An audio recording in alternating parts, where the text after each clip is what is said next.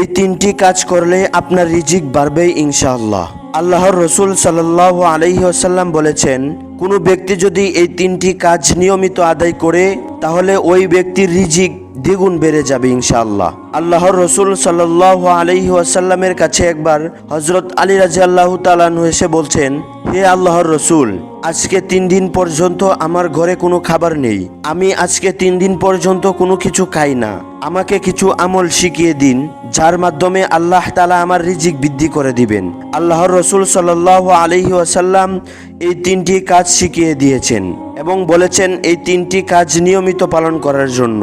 হযরত আলী রাদিয়াল্লাহু তাআলা আনহু নিয়মিত এই 3টি কাজ পালন করলেন এবং 1 সপ্তাহ পরে হযরত আলী রাদিয়াল্লাহু তাআলা আনহু এসে বলছেন, হে আল্লাহর রসুল, এই কাজ আমি 1 সপ্তাহ আদায় করার কারণে আল্লাহ তাআলা আমাকে দ্বিগুণ রিজিক বৃদ্ধি করেছেন।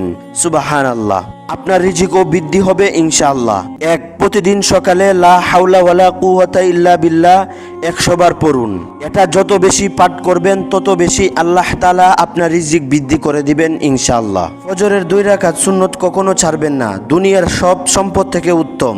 5 ওয়াক্ত নামাজের মধ্যে যে সুন্নতগুলো আছে সব সুন্নতের থেকেও উত্তম হচ্ছে ফজরের 2 রাকাত সুন্নত, তাই এই সুন্নত কখনো ছাড়বেন না। 3 নিয়মিত সদকা দিন, ছোট হলেও সদকা প্রদান করুন।